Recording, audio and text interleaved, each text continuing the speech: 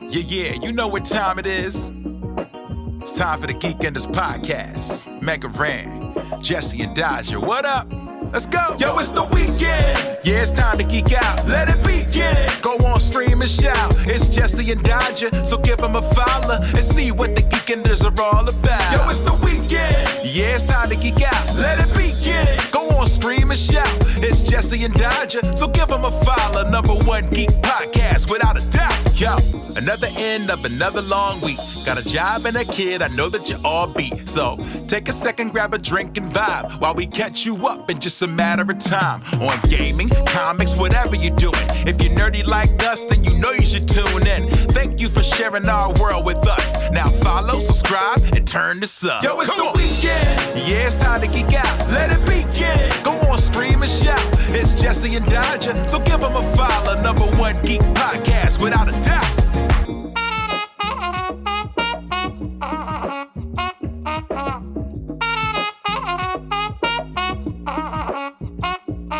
Hello, everybody, and welcome to Geekenders.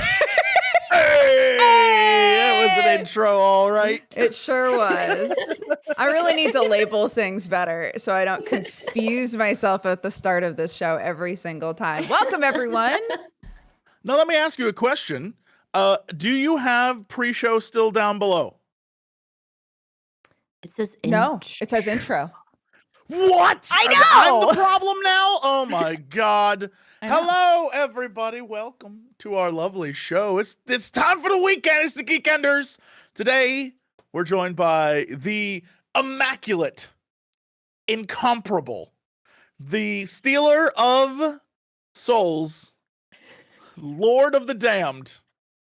Yes. Don't know if that's true, but I'm going to say it anyway. More. But also pro level streamer and I don't know about that. voice you definitely recognize from many games.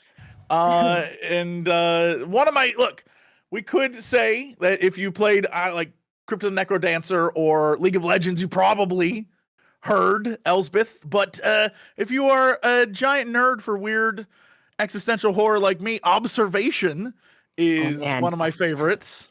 I'm so glad it's Oh my gosh, Observation. Yeah, I forgot you Love were in that one Observation. too.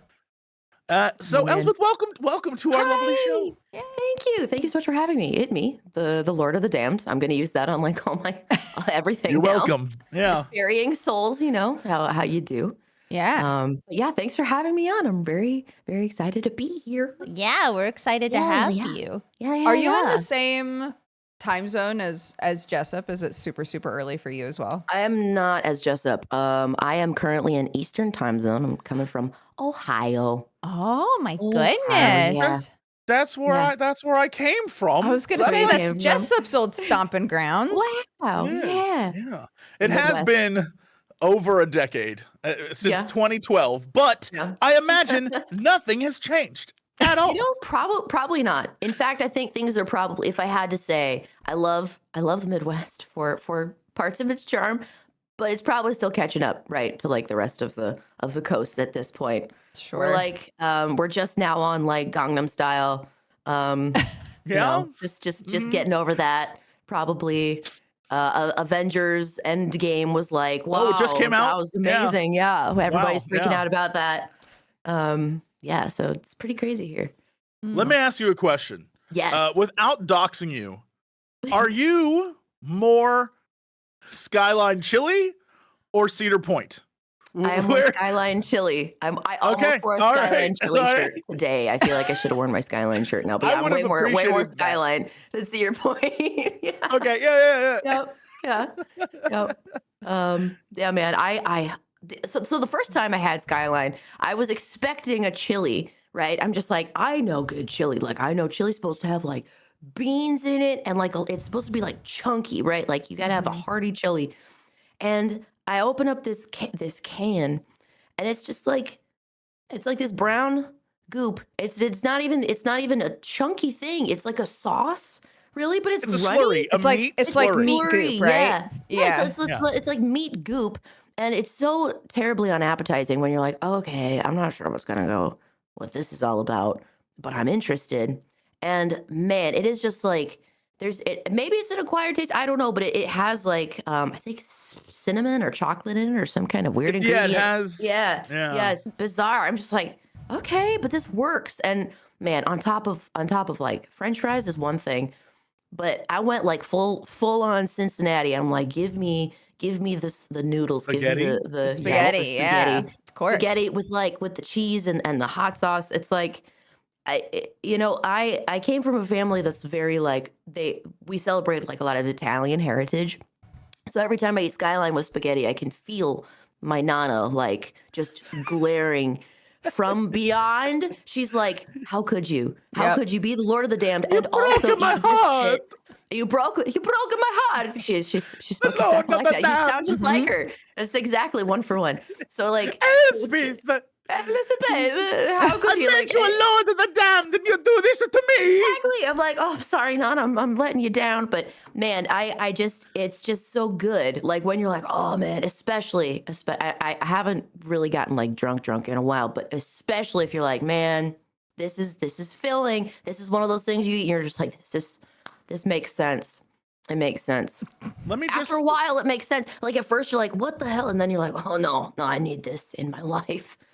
There's something that like the best way I figured out how to describe it to non-Ohio, I guess, northern Kentucky / Eastern Indiana people is imagine going to like you're drunk out of your mind. You go to a Taco Bell. Whatever the hell that meat slurry is in a Taco Bell burrito that is barely meat. Yes. Imagine that on top of spaghetti, but then with a hunk of cheese, onions, maybe you'll get some other stuff, or maybe on a hot dog. And a coney. it just hits the spot. But if you question it, just like Taco Bell, if you question it, you're going to be like, why would I put this in my body? What am I eating? This is the worst idea. Yeah, you just have to accept that it's not great for you. Right. But like your temple can afford that sometimes. You know, so you've already covered it in booze. Yeah. You airdropped alcohol on your temple and it's covered. Just, you know what? You got to soak it up somehow. Yeah. That's it. It is interesting how, depending on who you talk to and where they're from, they will consider chili to be a completely different thing. Because I'm the same way where, like, for me, chili is chunky. It's got a couple different types of beans in it. You know, like there's a lot going on in there. But there's plenty of people where if you ask them what's their perfect chili, it's meat goop, it's meat slurry for sure. Yeah. And there's also varying like levels of hotness and consistency. Whether it's some people like chunky chili, but they only want chunky meat bits in there.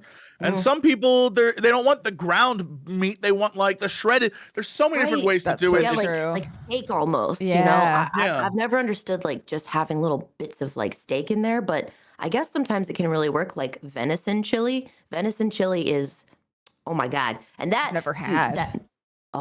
So I'm a little bit redneck, and whenever somebody would be like, hey, I hit a deer off of Highway 3 or whatever, they'd be like, okay, so you got to take it into like a butcher, but you can't eat it right away. That's the thing about like if you have something that's like let's say you were hunting or whatever, which I've actually never been hunting ever because I'm like, I don't know, that doesn't really appeal to me that much. But we had some friends growing up that were like, we get deer and we get venison, and this dude, it's in chili. It is honestly amazing. It's one of those that like blends really well because it's red meat, but it's not like overpowering. So if you ever have the chance, venison is actually pretty good stuff. I'd try it, dude. Yeah, man. It was wild at first because I remember being a kid and being like, with this so this is like Bambi, like deer, deer. You know, and you quickly are like, okay, I'll get over it because it's tasty. But like it's you know, I guess I accepted it pretty fast. If someone was like, hey, Elspeth, this is actually like, you know, narwhal, I'd be like, oh, it's all right, okay, pretty sure, sure. But yeah, Bambi is delicious with beans. I would highly recommend if you have the chance. If someone's like, you ever tried venison? You'd be like, no, but I've heard from Elspeth, and she would know. Bambi's tasty. Bambi's pretty tasty. Sorry, I know, not Bambi. But yeah, pretty good. We have, like lambs and chicken and stuff like that on our farm. And occasionally somebody will be like, cool. What are you going to do when Clark realizes that the animals are the same as the food? And I'm like, she already realized that, dude. That's why she won't eat meat at all. She's already at almost 6 years old taking the stance of like, I can't eat lamb, dude. We've got sheep out there. How are they going to feel? So very cute. Yeah. I'm like, that's so fair. For you, Dukes. Yeah. Is chili a big thing in the UK? Only on rice. It has to have meat in it, and it has to be served with rice. Is that more like because of like by way of India? I also like a curry. That's kind of what I have assumed. Yeah, is they treat it more like a curry or like a So I mean, like they do everything comes on a potato there. Do they do like a potato version of it? Or... I actually don't know. Oh yeah, man! Like a loaded baked potato. Ooh. No, the one loaded baked potato. Loaded baked potato. You know what they do love out here though is Heinz baked beans on just about anything. So I do know that you can get a baked potato with Heinz baked beans. Okay. Also, like British Heinz baked beans and stuff. This is a stand I have. British Heinz baked beans, I'm sure are great, but boy, do they not taste like baked beans. UK baked beans, like American baked beans at all. No. I can't do it. They taste so ketchupy, and I'm like, this is. Where's my baked beans? Where's my baked beans? Dude, I can't remember the last time I had baked beans. Like, I don't even know if I've ever really had good baked beans before. You know what I mean? Where I looked at them and be like, well, that's not. Again, I'm a chili person, so I would look at it and be like, that resembles chili, but it is not. Yeah. So are you telling me like baked beans are different in the UK as well? Like they're just they're not. They're made different. Yeah. They're made differently. Okay. Baked beans are like a whole separate food. Group, basically. Like beans on toast. I've seen as like part of the balanced full English breakfast. And get your beans on your toast. It's basically like Jesse was saying. It's like beans in a tomato sauce. Okay. It's tomatoes. Yeah, it's a really common thing for little kids and adults to eat. But for those of you watching right now that are familiar with UK baked beans, but not US baked beans, in the US they're considered like a barbecue side. So they're smoky, they're sweeter. It's spicier, depending. Yeah. Could be spicy. Yeah. Yeah, if you go like the comparison between, and this is if you're in the UK or you're outside the US, you've never experienced this, but I know Elspeth has because it's a big Midwest thing, but also just all the US. If you go to like a UK store and you go get baked beans, it's like, I don't know, maybe a little section of baked beans, right? It's whatever. In the US, you go get baked beans, that's like half an aisle. There are so many types of baked beans. Yeah. It is insane. And that's the difference. Is you're really operating under like, here's what the baked beans are outside the US. But here everyone's like, oh, you gotta have your baked beans that's got the brown sugar. Nope, but this one's got molasses. But this one got 5 different types of beans. But this one also has meats and stuff in it. And this one, they made it with like beans made of spicy stuff. And then this one is smoky. And this one's like old-fashioned barbecue. There's so many types. What's the I'm really blanking on it, but I know I watched these commercials my whole childhood. Oh, you mean Bush's baked beans? Bush baked beans with the dog. Yeah, with the dog. Yeah, like the dog was always the most important part of that commercial. I'm like, where's the dog though? That's because he knew the secret recipe. Give that dog the recipe, dude. That dog never got any beans either. I'm just like, can't he have like some beans as a treat? But no, Bush was like, absolutely no beans for this dog. No beans. Bush's no beans. Also, I'm relying on your silence, dog. And the dog went, okay. Those commercials with the old guy and the dog, and then the Sargento cheese commercials are my favorite weird family commercials. Where it's like, remember the Sargento cheese commercials? The guy's like, we here at Sargento love to make cheese, and then his son would be like, we've been making cheese in the family for 20 years. He's like, I love Sargento. I don't remember those commercials at all. Dude. Oh, I love them. There was one There was a cheese commercial that this is okay. I dug deep for this, but there was a commercial that it was like early 90s too. So I don't know if you guys remember this, but it was like, need a party favor, need an appetizer. And then there would be this choir of people that would go, cheese to the rescue. Do you guys remember the cheese to the rescue commercials? You don't remember cheese to the rescue? It was like, they would have like these little platters of like cheese appetizers. And then there would be like some fucking America's Dairy Farmer guy that was just like, and cheese is a great part of like appetizer or dinner, or you could have it as hors d'oeuvres. And then the commercial ends with cheese to the rescue. It was a thing. Cheese to the rescue. Does anybody remember the cheese to the rescue commercial? I'm in the same space as you, except my version, there's two. There's version 1, which is eggs, which were, I like eggs from my head down to my legs. That was one. But then there was also models and celebrities dressed in barely any clothes, drinking milk and going, it does a body good. Those are the only things that was so, it was so milk. weird. The got milk stuff was so big. Yeah, that was huge. Where did those go? Was the milk companies paying, like, remember, drink milk. Yeah. Guys, remember? No, but And like, I wonder, is milk really needed? I feel like they sold us all on milk, and we really didn't need milk. Dude. I don't know. I mean, it was the whole thing was I remember it was the campaign from the American Dairy Association. So it was like the dairy farmers being like, can you please buy more milk? Buy milk. We need you to buy the milk. And it's like, well, I don't know if do I need this milk?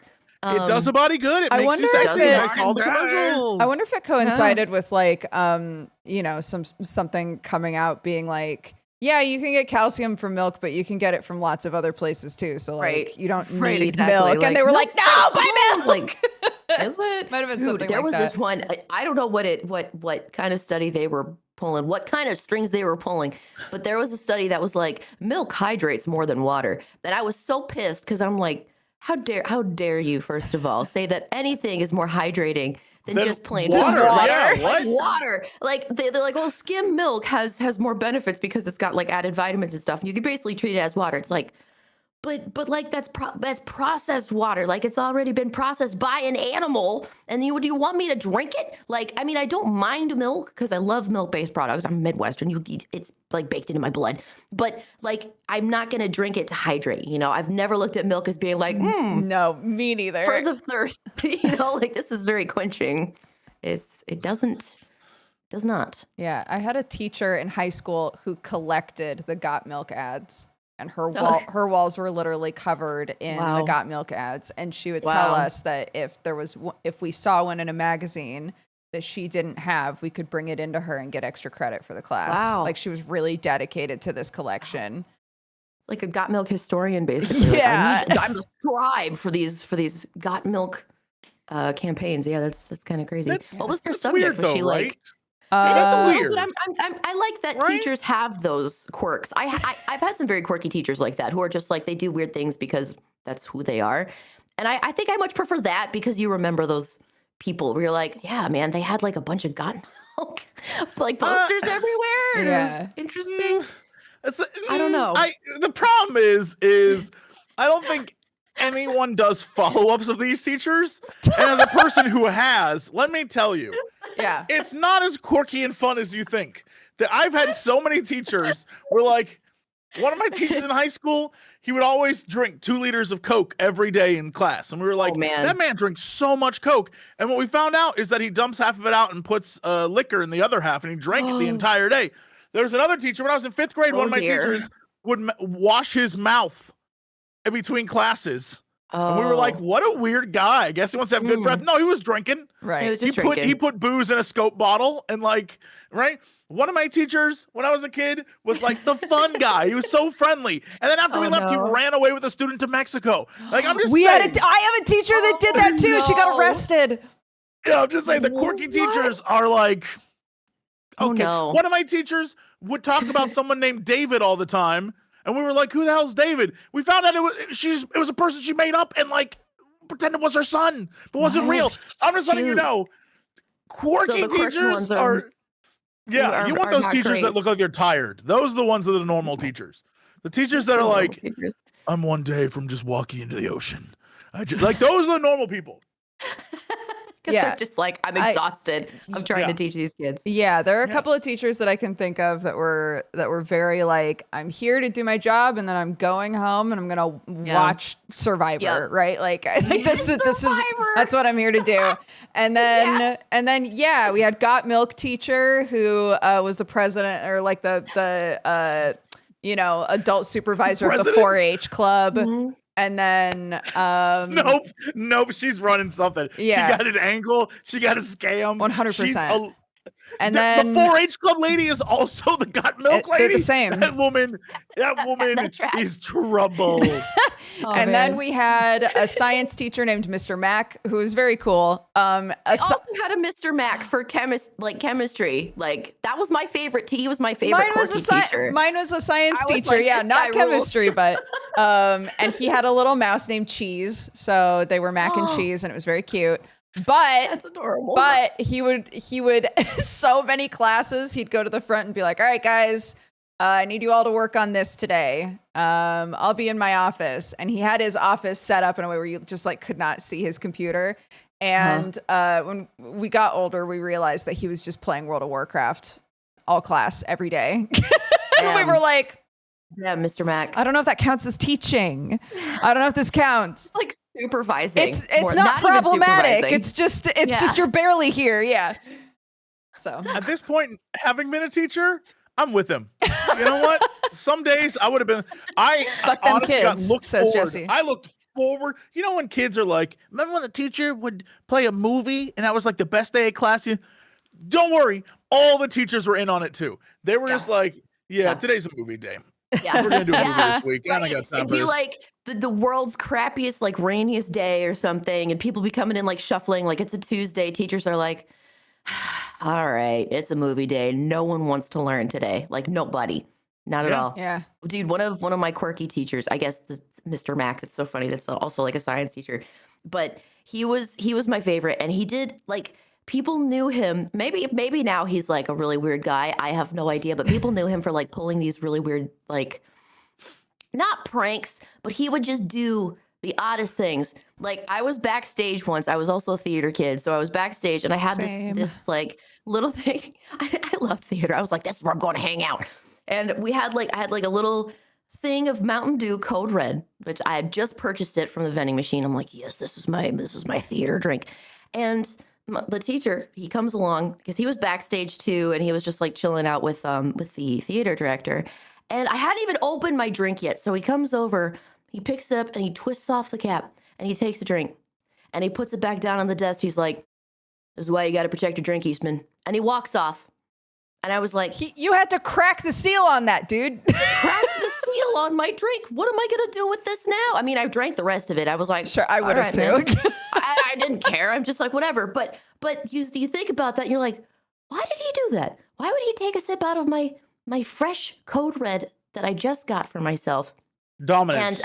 And dominance, maybe, but I liked him as a teacher, and I think he probably liked me as a student. So I'm just like, he had the best ways for coming up with like remembering periodic table elements. I was just like, this is pretty amazing. For silver, he was like, just imagine you're calling out to one of your homies, AG, like he's got like a bunch of rings or something, and I'm just like, sure, man. I love that. Stuff like that. I was like, it always works for me. Device. I'm just like, I like when teachers do that kind of stuff. He could have been a total weirdo for all I know. I mean, he could have. But I at the time I was like, I like this guy. What a cool teacher. He's weird. Yeah. I love how your weird teacher is like, I think I just went to a crazy school. I love how your weird teacher is like, I drank your drink and I taught you some science. Yeah. My science, Mr. Tant, 8th grade science, I'll never forget, because Mr. Tant, he not only was he the teacher who there was a bike lane kind of like hidden behind the school, and there was this weird place that all the like kids would go and smoke and get high or whatever down there. Mm-hmm. And he would purposely go running by there so that the next day at school he could like, I know what you were doing last night, like that, right? And he would do that the entire time. It's really weird. But he also was the teacher during class. He would say the crazy, like one time he said, and I quote, if there's ever a nuclear war, I'd rather it land right on me, so I'm incinerated immediately. And he's like, and I hope my family's all gathered together, so no one has to suffer. We just all vaporize. And we were like, what? Why and say that out loud to kids? Yeah. It was, and at one point he was like, when I was a kid, we used to move tiles. And so what I did is we would stack tiles in the back of this big old truck, and you'd sit on the tiles to hold them down. Well, let me tell you about gravity and force, because I fell off that truck and my back split open like an orange. We're like, what do you mean? He's like, and there I was, all orange everywhere. And we're like, what does this have to do with science, dude? And he'd be like, anyway, so what I'm trying to say is, he had a phrase that he would use all the time. He's like, I know you kids out there smoking up the PB&J. We're like, what do you mean smoking the PB&J? He's like, you're wacky tobacco. You know what you mean. We're like, what? Like, we're in 8th grade, sir. No one in this, we're like in the middle of the Midwest. Like, if anything, half those kids are drunk, not on other drugs. Right. Yeah, it was way more common for people to be like, yeah, I'm gonna like bring a little bit of one of my friends was like, I'm gonna bring a bunch of wine coolers in, like, wine coolers.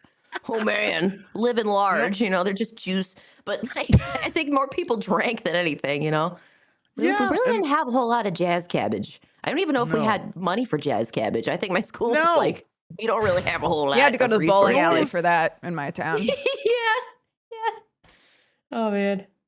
I was talking about that the other day with somebody, like, in my town, basically you could get like any drug you could think of, but you had to go to the bowling alley. And they were like, that's exactly how it worked at my small town. And we were like, what's up with bowling alleys, dude? Bowling alleys, man. I fuck so hard with bowling alleys. I love bowling alleys so much. When you dude, you get in there and it's like the carpet, you can tell that it's been there since like the 80s. It's like it's not plush at all. It's got some stains on it. It smells like cigarettes. And I was literally going to say, there's some cigarette stuff that's in there for life. Yeah, but like no one smoked in there in a hot minute because it's probably not allowed in there anymore. But it's obviously they smoked a lot. And you could tell they like tried to shine it up a little bit maybe 10 years ago. And then they just got bored with that too. So it's just like, it's like this perpetual, it's like a stamp of time, right? When they made it, they're like, this is going to be this way forever. Like bowling alleys are just this little glimpse into like, oh yeah, they used to like smoke in here and people would just like bowl and knock pins over. And man, what a world. This has like not changed. It's just a little slice of time still in there. There's like some sort of sociological or anthropomorphic thing you could do with a bowling alley too, because it's like rings on a tree. You can just tell. Mm-hmm. Because eventually, or long ago, it was bowling where you had to have your own scorecard, and everyone kept their scorecard. Oh man! Then they brought in the big TVs where they have the bowling ball that has like a family, and they knock over the pins like little animations. Mm-hmm. And then that brought some people in, but then that fell off. So then they're like, guys, we have blacklight bowling. It's gonna be nighttime. Disco so then that bowling. Was put in, yeah, right? Man. Bowling after dark, or like Cosmo bowling. They had all, then when that fell off, they got rid of that. But there's still remnants of it around the bowling alley because they can't remove all of it. So you can see over time the progression of bowling alleys because they don't remove things; they just shut them down and keep going. So you can find. All the old, like, we got all the pins we've ever had are in the back. Half of them are broken, but like, what are we gonna do with them? You can't throw. What are you gonna throw away a pin?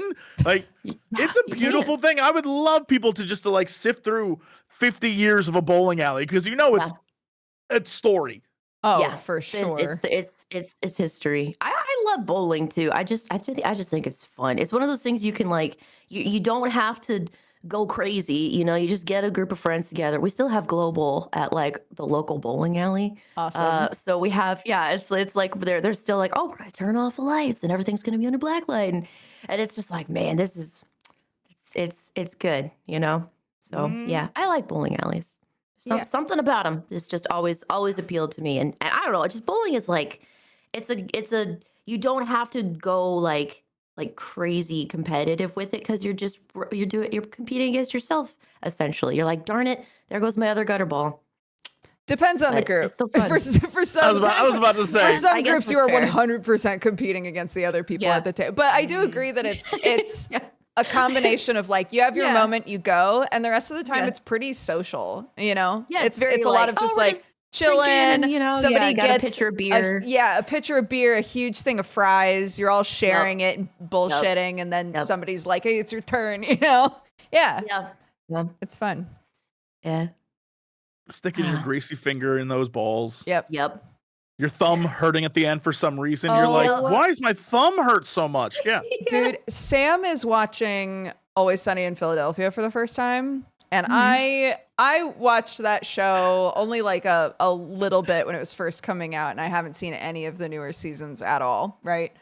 So he turned on an episode, and we were sitting there watching it, and it was a bowling episode where the guys versus the girls. Yeah, where Frank fills one of the holes with chili and then rolls the ball. I was dying.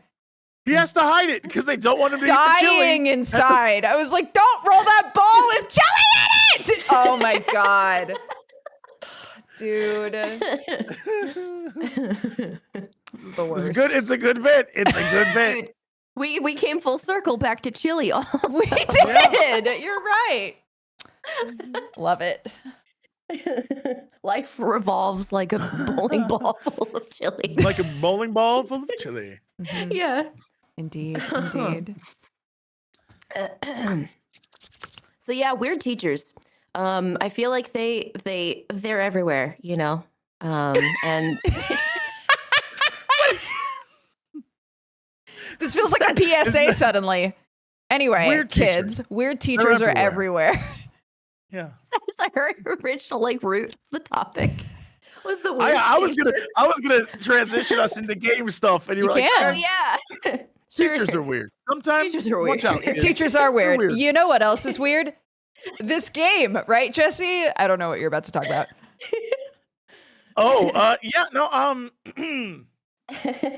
Gaming. Yeah. It's a thing people do. Mm. And here's my question that I have for you. Ooh, it What kind of rhymed. games have you been playing this week, my friends? Hopefully, you'll start talking before my intro ends. Well, Jesse, that's a great question. I have been playing a lot of Lethal Company. That's really it. Very Lethal Company. fun. It's so fun. I didn't know what it was. I guess like for the first few times I played, I'm like, what is going on? Like I have no idea why we're doing this. And then it's like, oh, that's because I've been killed so many times. Like you go in and it's like, oh, I just expect to die. And it's so like cooperative. It's such a great way to collab with your friends because I remember when Among Us came out and I played Among Us for a little bit and then I was like, I can't do this anymore. I get so stressed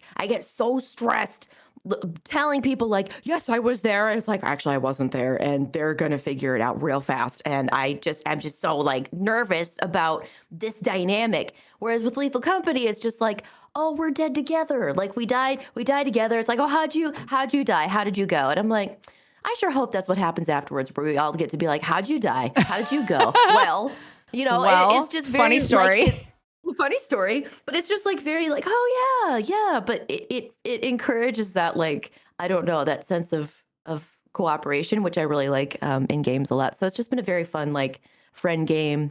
Good and gosh, it was made by like I think one person too. I think so too. Yeah, which is like it's just so impressive. I think it's one of those really like unique games where I haven't played something like that before. I've never seen that kind of environment. I love the procedurally generated aspect of it. And the sound design is all unique, right? So there's no repeat stuff where I hear it. I'm like, oh, I've heard that in like another game or another form of media. I love that there was extra attention paid to the sound design and just how it really contributes to like that sense of horror. I think it's really well done game. Yeah, I agree. I think Jesse and I were talking about this at one point actually, but so many of these games came out where it was like, it's spooky and you're all trying to, you're ghost hunters and you're trying to find the ghost or, something along those lines. Yeah. And it's definitely adjacent to that, but it manages to be so much more fun and less stressful because it's like you're garbage men, you're garbage boys in space, and there's monsters, and you just got to get the garbage. Just get the garbage and get back in the ship, you know? It just winds up being like the perfect combination of, God, I hope a monster doesn't kill me, and I'm just I'm a garbage guy. Yeah. You know? Like you're expendable, right? So you're like, well, I guess if that's my mindset going in, then that must mean that everybody could die really easily. Yeah. And it's a miracle if like one or two of us make it out of there. So it's just this like, okay, the expectations are set right off the bat. So yeah, garbage men in space. I love that. Because it is all garbage. It's like, why are we this? Why are we getting like plastic fish and jars of pickles? It doesn't make sense. But okay. That's what's happening. That's what the company wants. Because your giant tentacle boss wants them, and maybe you. And maybe you. And maybe you. Yeah. He's definitely eaten me before, so. The only problem I have with the game is player buy-in needs to be 100%. Like, a lot of the time I'll join a thing, and people will, if we're all in chat, people won't use a walkie-talkie. So it negates that entire mechanic.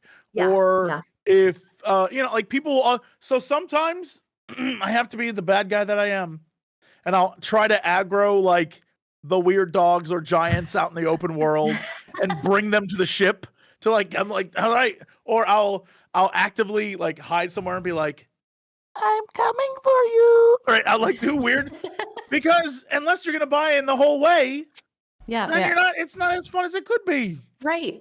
Yeah. I'm down to do one level. If I'm playing with people and somebody wants to do a goof death, fine. You get one. You get one goof death.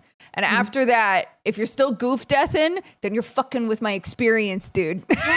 Yeah. You Not gotta anymore. take it Stop. seriously. Yeah. It's like I guess it's a lot like RP, right? Where you're like, okay, like I know that this is my goal, but if someone's like, haha, I'm just gonna continue to die all the time, it's like, well, why are you playing? Because that's not really the point. And we need to make quota, buddy. We better make quota. We better sell all this shit at some point. Are you an asset? Because I am. Yeah, I'm an asset. Oh yeah. Great assets. Great assets. That song is great. Things said right before dying. I'm an asset, okay? Guys, I'm a great ass. Great at. And that's it. Yep. Gone. Yep. Jesse? We'll never know. Jesse?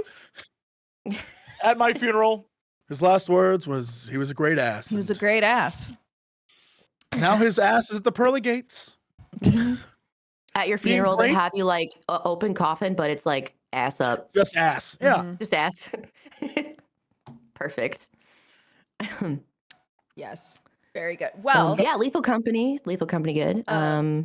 If you're looking for something super adorable and chill and a little bit anarchist to play, y'all should play the Snufkin game, the Melody of Moomin Valley game. Do either of you know what Moomin are? Yes, no. I've seen Moomin. It's like a cartoon, right? And he's like pale.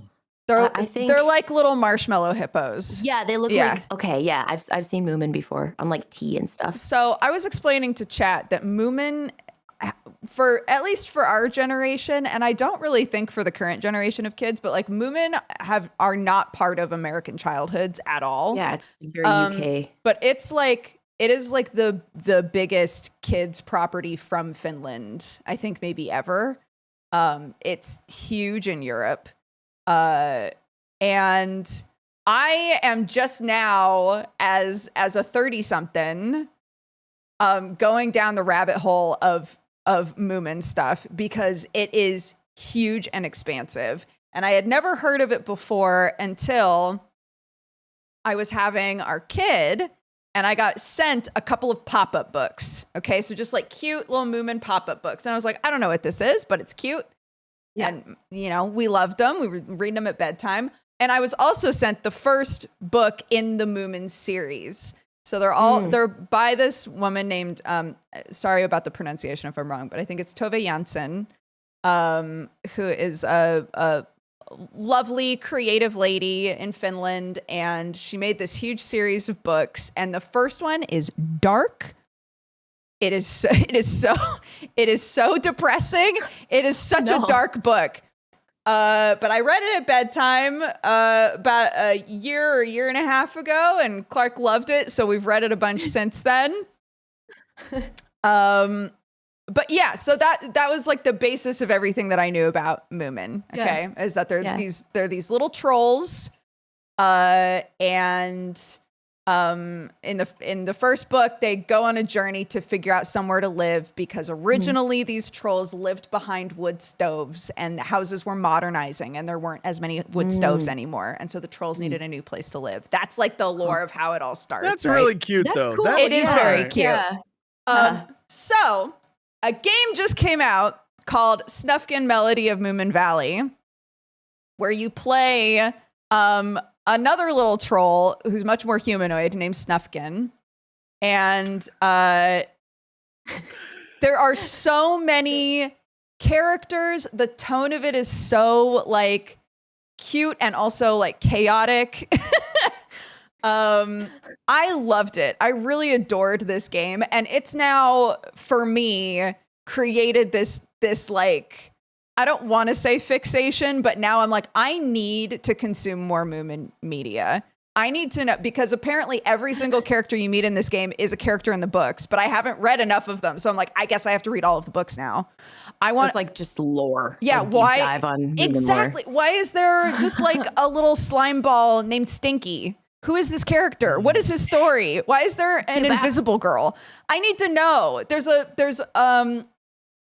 this giant monster named the Grok that basically so many people in my chat were like, I had nightmares about this character my whole childhood.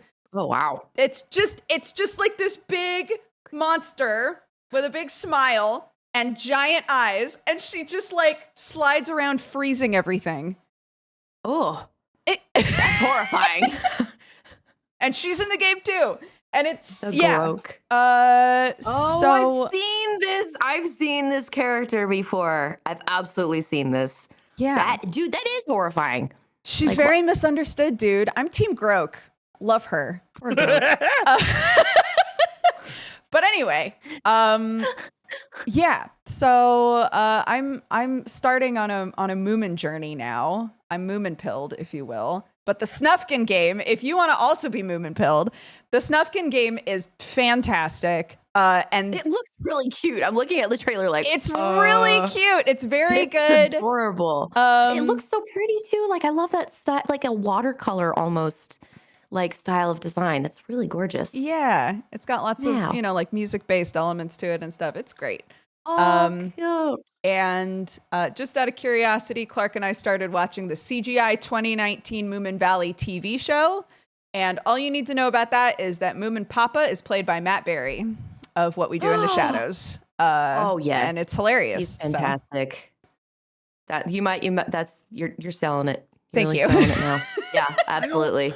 I still don't quite understand what I'm looking at when I look at this. But welcome to my world, though. Like I had these 3 books, these 3 Moomin themed books. And I'm realizing that everything I assumed about these characters and what was going on in this world was wrong. Because yeah. It's so cute. It's very cute. I don't know whether I would say cute. I don't know what I'm looking at. What? Some sort of the Grok is like a giant duck-billed platypus person, but not. Yeah. But not at all. And also, apparently, is a nice person, but also, if you steal from them, will come for you. So that makes sense. She doesn't talk. She's just like lonely, but she freezes everything she touches, and she's drawn toward light. So she just chases people who are holding lights, and they get scared, and it's very sad. It's very sad, and she needs friends. You have no way of communicating. And you're turning everything to ice. That's like your only way of being like, you could communicate with hugs. And then freeze, like, freeze somebody, okay. and then you Have hurt them because you're too cold. Oh.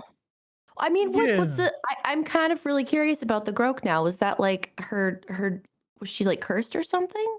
Or is that just don't her know. lot in life? Why is it gotta be a curse? I don't know. Why can't she just be born that way and live her life Elspeth? I guess some people can, but it's hard to make friends that way. Just a little. I'm gonna read all the books, so if I find out, I'll let you know. Oh my God. Yes, please. Now I'm really invested. And the game looks adorable. It's really cute. You're protecting it from like a park keeper? Yes. Or protecting it from okay. This is the anarchy element to this game. Snufkin is like a fully like free nature, let things be as they should be sort of a thing. And there's the whole game is Snufkin leaves Moomin Valley every winter and returns in the spring every year. And so he comes back in the spring and there are all of these parks and gates and signs all over the place. And he's like, fuck that. There are no rules in the woods, right? And so a big element of this game is you just tearing down signs and just destroying all this stuff that's been put up. That's amazing. It's great. I love it. So it's like really, it's very light. What's the word for it when you're trying to keep from something spotting you? Like stealth mechanics. Yeah. Okay. Stealth mechanics. I'm sold, dude. It just looks so good too. I love that style. And I like how you could just go in and create that kind of like sense of chaos too. That games that allow you to do that, where it's like, guess what? You get to go in and break all the rules. Yeah. Just the best. It's good. It's very cute. There's lots of really sweet moments in the game.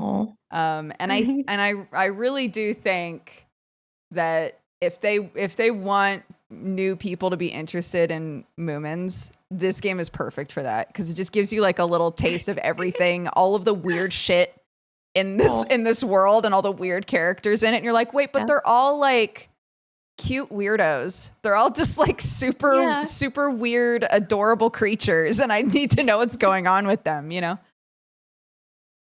So yeah, Snufkin, very good. Snufkin. Yeah. Now I want a game where you're like, remember that Sasquatch little Woody Dodger? Remember little Woody, the little Bigfoot with the suspenders? Yes. I want a game about him. I want little Woody. And he's got his suspenders and he's a little tiny Bigfoot. And he goes around in a forest game and he tears down the signs and stuff. And he covers paths with leaves so people won't trample on his home. Mm-hmm. But he's also being chased by the bear Hank the Tank.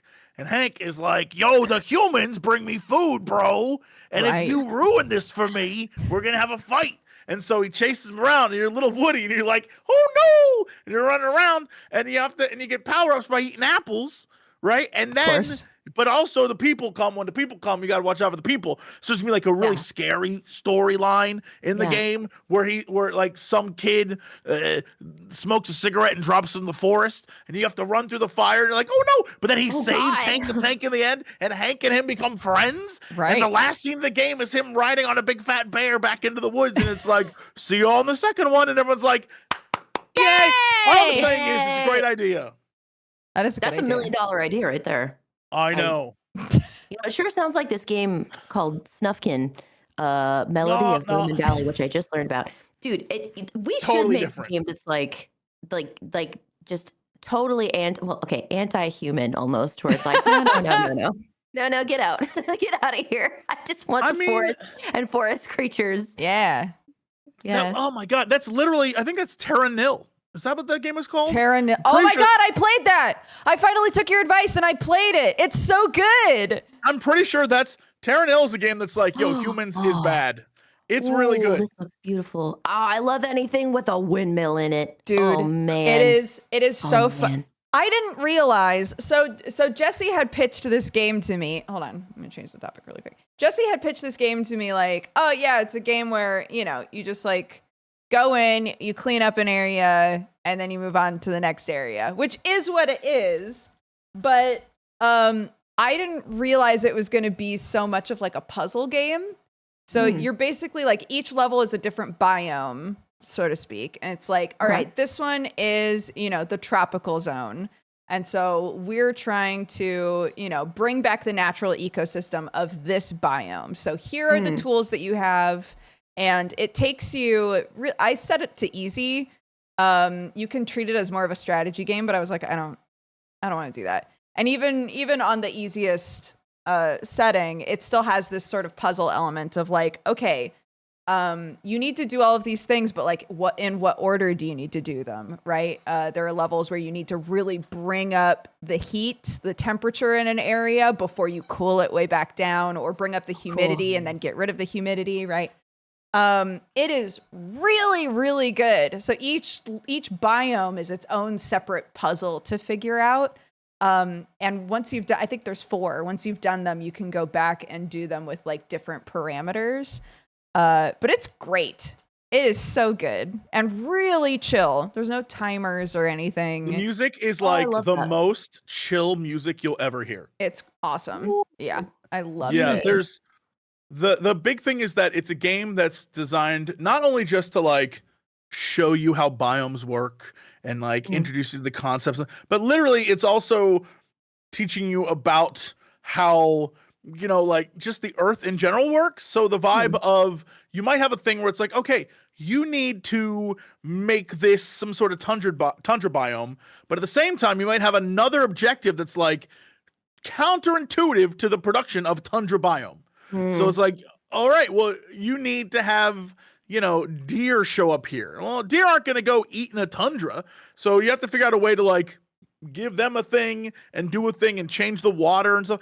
But at the same time, it's like hyper chill because it's just like humans ruin this place. So your little robots are going to come in and we're going to terraform some stuff and we're going to drop some things in the water and we're going to make this a better place. And then you like fly away like we did a good thing. Yeah. And the last part of every level is just picking up all your shit and then leaving. So there's no trace of you. It's great. Wow. I love that. It's great. I love it. That's a great concept. Cool. Yeah. All right, Terra Nil, it's going on the list of games to play. Okay, so I love strategy games, like environmental strategy stuff. Have you guys ever played Timberborn? No. It was the it's a strategy game, world building, and it's beavers. So beavers are basically it's so cute, and I feel like it's one of those.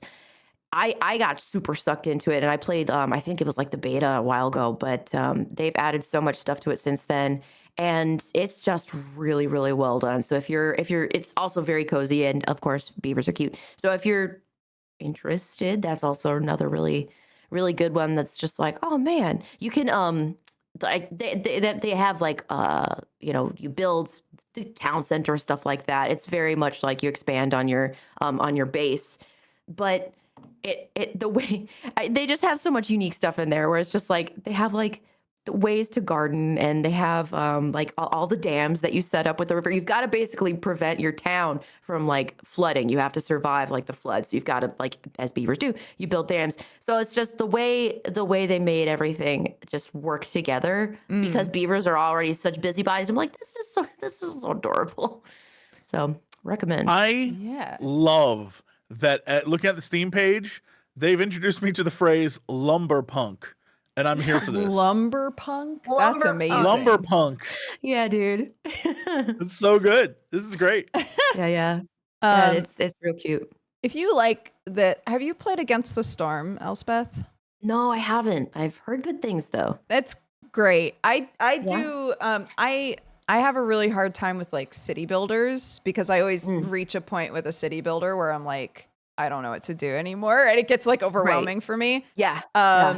Against the Storm is awesome because it's like, it's short city builds and they get more complicated and there's more like things sort of messing with you as you're doing your build. But like, it almost has sort of a rogue element to it where it's you start the build and you have, something, you're trying to get like kind of a certain number of victory points based on what you can build, right, without running into too much trouble. And so it's a really accessible city builder, I feel like, and it's got a bunch of cute animal races and things in it, which is why I thought of it. Yeah. But yeah, it's great. You can like build a city and have achieved the victory points that you need in like not that much time. And then it's like, cool. And now you can keep building this if you want, or you can start over and, you know, work on sort of the overworld basically. It looks fun. Very good. Yeah. I like that it's not entirely top down too, right? Where it's got that sort of more unique angle with city builders. Because when it's just purely top down, it's like the camera angle can sometimes be really weird. But I like how you're sort of in the city too, not just like, oh, I'm the overlord. You're like, oh, I'm a part of things, and I'm really close to. I don't know. I'm just looking at like the trailer now and being like, oh, it's also just really pretty. Yeah, it's a very pretty game. It's a very pretty game. It's really cute. Yeah. Ooh, Apocalyptic Reigns. Not good. Not what you want to see. What about you, Jessup? What have you played? Yeah. I got nothing good to tell you. It's still me in Final Fantasy VII. I've played nothing else except I goofed around. That's a lie. I goofed around in Dragon's Dogma's character creator thing that is out, where you can like make characters. Oh yeah. It is the best character creator in the history of character creator. It's really? So funny. You can make anything. I'm sure if you Google Dragon's Dogma 2 character creator images, you'll see what people have made. They're all over. So you have base forms, which is like, you know, like dude, lady, cat, dude, right? Okay. And then based off that, you can expand. But like for cat dude, I was like, I'm making Garfield. I made Garfield, and it's the greatest thing I've ever seen. Like a big fat cat, and he's got the Garfield face, the stripes. You can do that. I made my dear sweet Aloy from Horizon, and then I just made me, but like the goofiest version of me. So that was good. And then I made one that was like, I called them Grungo. It was a good. Yep. Imagine the absolute shortest, widest person you can imagine. Just like 2 foot widest, like the maxed out wide. Yep. He's got little tiny baby arms. He's like, I'm Grungo. And his face was like that. Mm-hmm. It's great. You can do so much, but there's clearly more talented people because they're making like SpongeBob and stuff in there. It's wild. You can do anything. And it's really good. I will say, I couldn't tell you anything about the actual Dragon's Dogma 2, even though I've played some of it, because I went to an event and it was fun, but they dropped us in the middle of the game. And it was like, all right, enjoy. And I was like, well, I want to do the quest. And they're like, oh, you can't get to the quest. Oh. So what do I do? And they're like, oh, yeah. Have fun. I'm like, I have no structure. I have no structure for fun. Help me. So, I did parameters for fun, guys. Yeah, but I did randomly stumble upon some cool stuff, and it was like fun to play. But also, just I need structure. You can't just be like play. I need context. Like, what am I doing? Why am I doing this? What is the reason for me doing this? Where am I going? Especially in an open world game, I was like, I guess I'm running around. Yeah. Guess I'm just running. Do you have to buy the full game to play around with the character creator? I don't think so, but I also have a copy of the game. So it's hard to tell. Ready to download, right? So it's free, people are saying. Yeah. Well, then. So you can mess with the character creator. It's super funny and goofy. It is it's great. I couldn't tell you if the game is great. I do know that my experience was interesting in that it was I was playing as some version of like an archer, but I don't know. I had like magic spells too, and I could shoot like 15 arrows at once, and it was cool as hell. I have no idea context-wise where I was in the game, but what I do know is that as I was playing, I was walking around with all my pawns. I had a group of pawns, and they were like, "You're the best, master." And I was like, "Damn right I am, guys." And they were like, "Come on, master, let's go and kill people together." And I was like, "Hell yeah."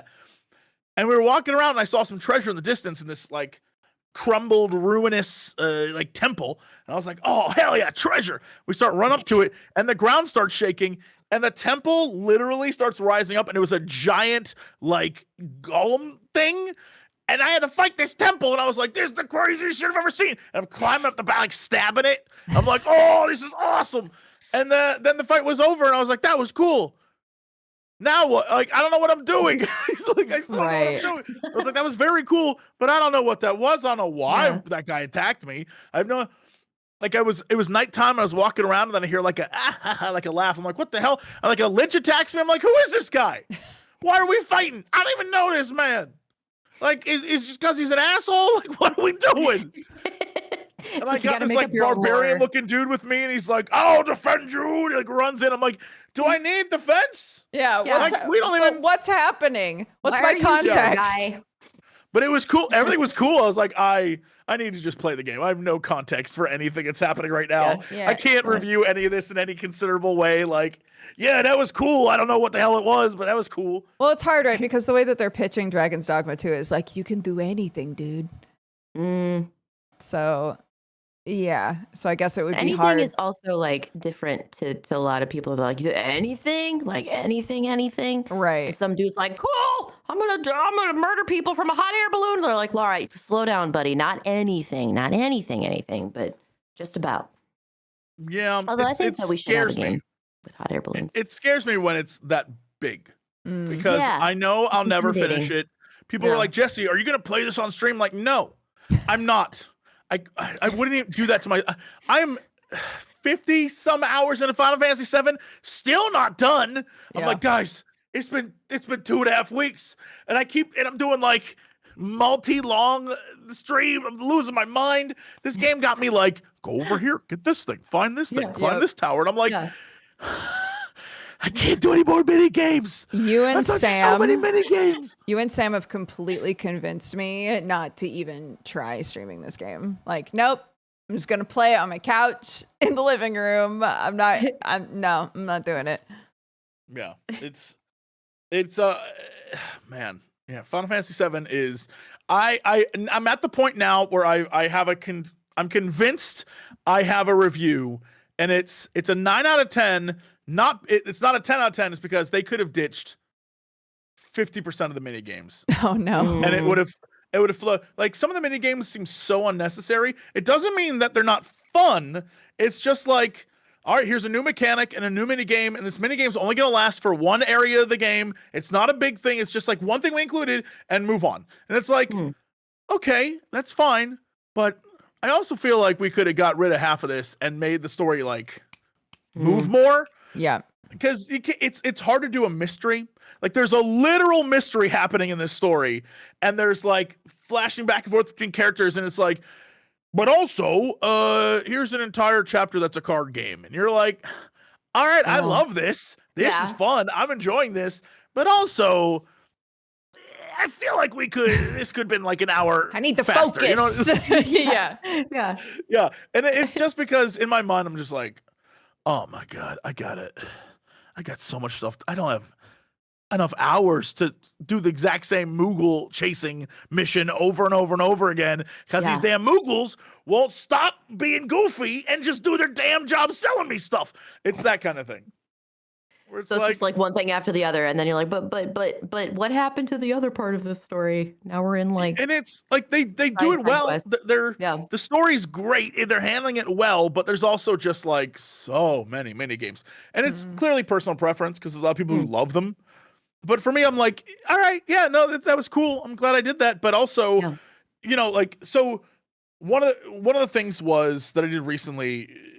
I won't spoil it, but it's like, okay, at the end of this zone, you get sent to go back into the area and find these like points of interest that are going to unlock not only some cool story bits for you, but at the same time, a mini game. And that mini game is one that is challenging. And it's about like, it's sort of like a 3-lane League of Legends thing, except you're not controlling them. You're just summoning them and sending them to fight, right? And it's like, okay, as you play through it, you know, it's fun. It's interesting. You can like equip the different little robots that you have with different abilities, and you can order them in preference of like when you want them to use them, and you can make it more your own. But whatever the case may be, you're still doing this mini game that takes, depending on how good you are, anywhere from 3 minutes to 12, 15, whatever per turn of this thing. And you have to do it 4 times. And then there's a bonus version of hard mode afterwards. And it's like, okay, so this one storyline that is really just to fill in some blanks, right,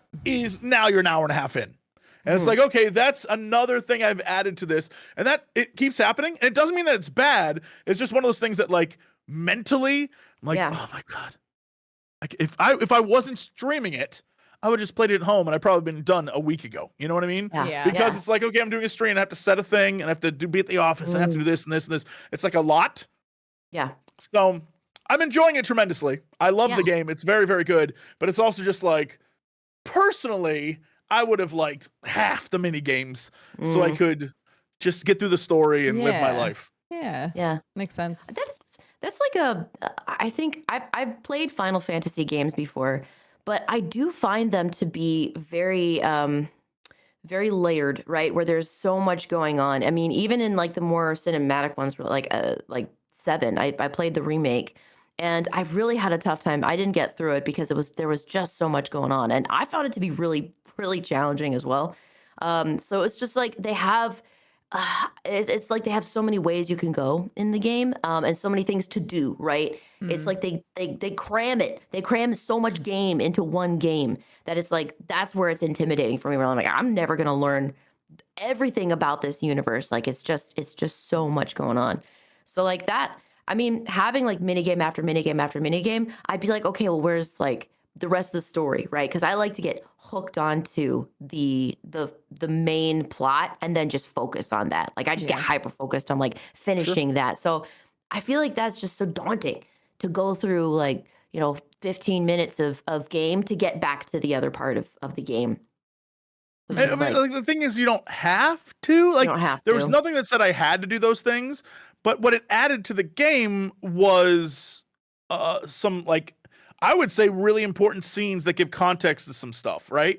And so it was worth doing, but it's also one of those things where, I talked about this last time. I still don't quite know what people who have no experience with Final Fantasy VII think of these games.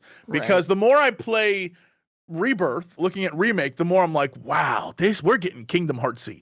Not in like the insanity of Kingdom Hearts. Yes, exactly. But like, you're missing context because there's so many games. That's how I felt. I'm like, I don't fucking know what's going on in any of these games. I'm like, why is this even called Final Fantasy? Well, because it was supposed to be the last game that the creator made. It was supposed to be the final one, and then it's like, now there's like 16 of them. I'm very much like not a Final Fantasy lore person, but there's so much to understand. They're not connected at all. Right. So like, so each one has its own separate universe and lore to figure out. Yeah. It's insane, dude. It's insane.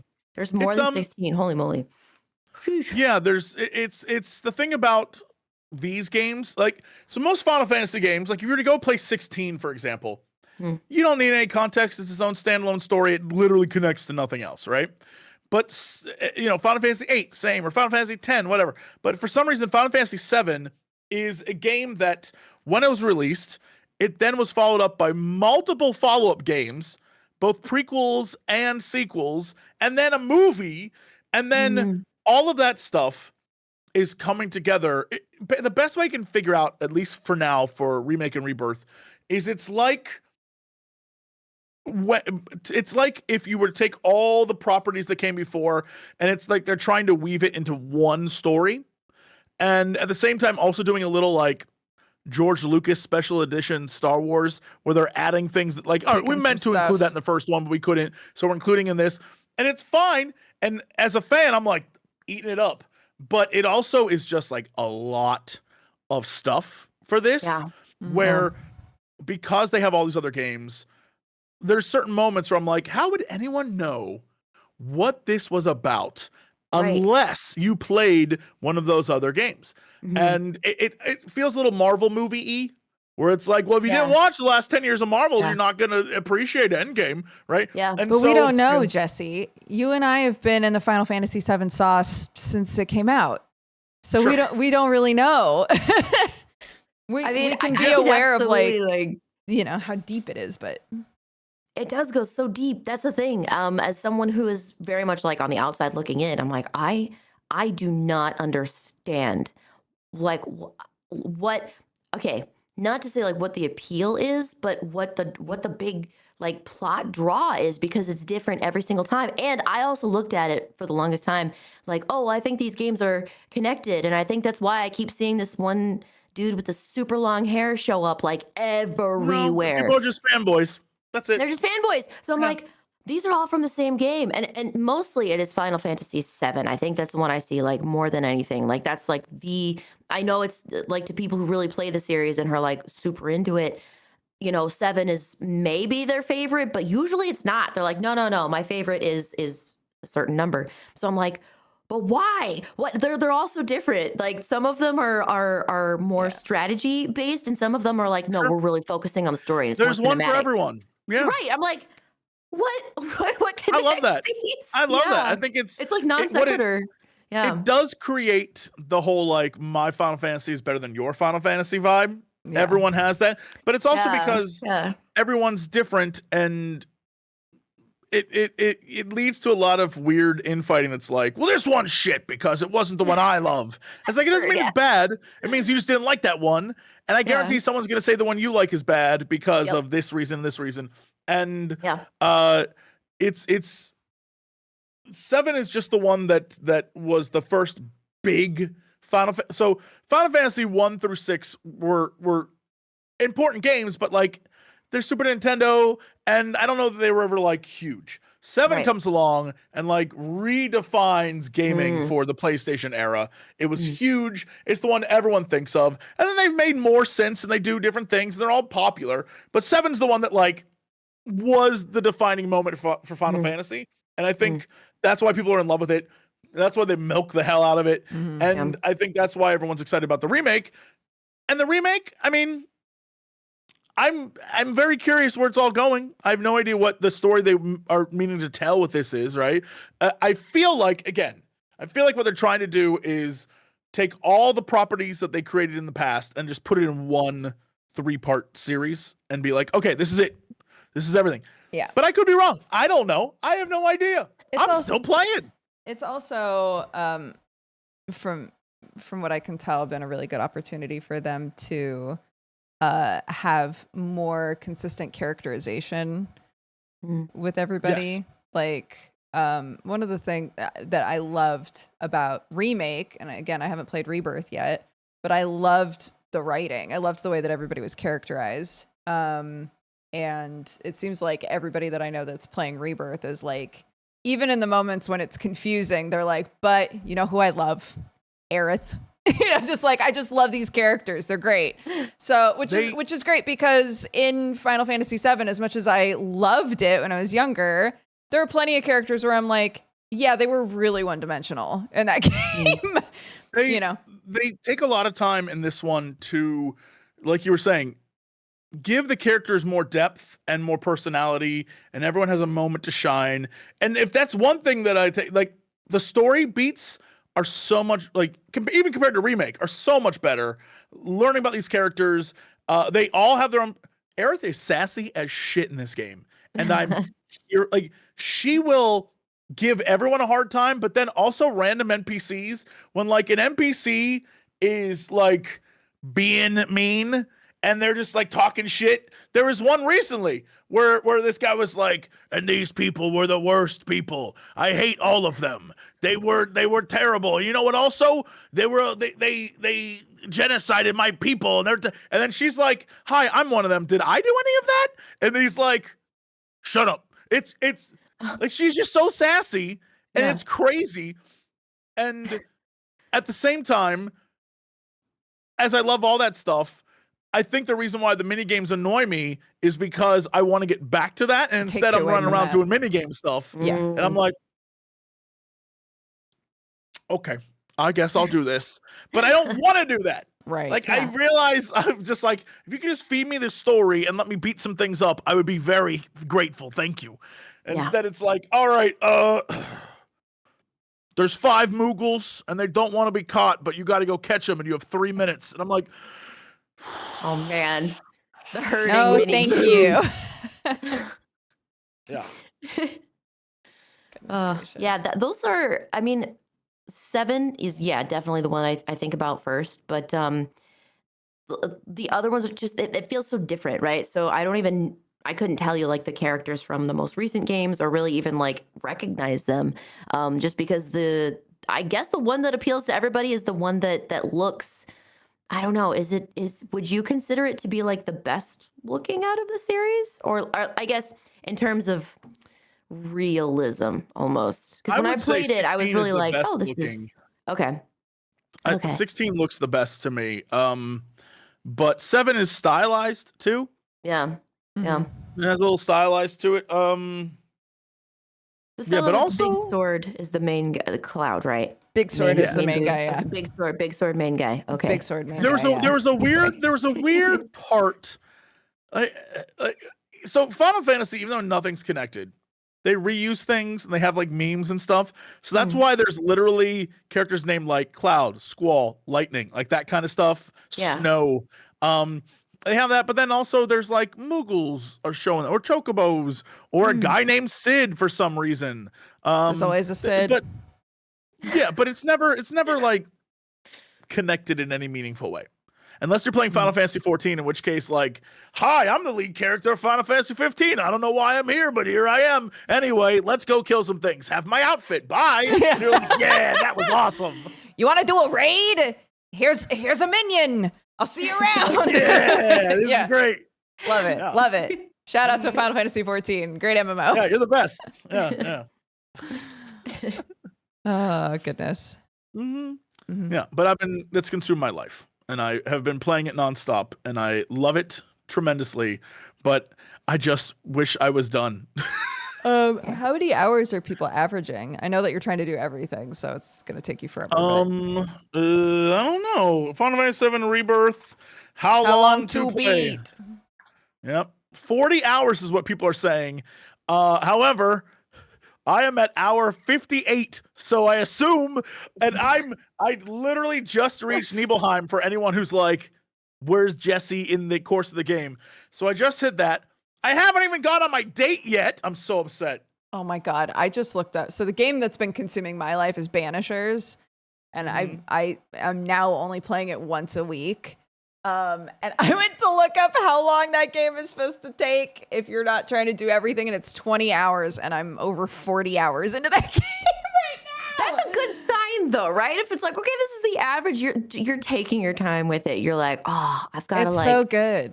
Yeah. I love it. You got to squeeze every last drop out of the game. That's how it should be.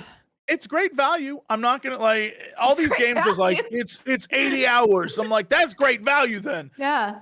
With that said, I'm also just like, oh God, I gotta beat this thing. Like I want to beat it. But I also, because I promised I'd stream it, only when I have time to stream can I play. Okay. So now I'm just like my whole day, every day is streaming, but I have things to do. I took some nice shirts to the laundry. I was supposed to pick them up Tuesday. It's now Friday. I haven't picked them up yet because I was like, well, I can either run down to the cleaners or play Final Fantasy. I got time to play Final Fantasy 7. I'm like, I'm playing Final Fantasy 7. That's where I'm at. My life is crumbling. Yeah. My life is falling apart. All because I'm trying to get my date with Tifa. It's so hard.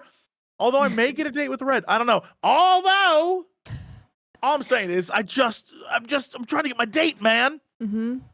That's so fair. And defeat evil. Right, yeah, and take care of Sephiroth or whatever. Secondary. Right. Yeah. Yeah. Although for some reason my attempts to date Tifa, I have a higher relationship with the dog.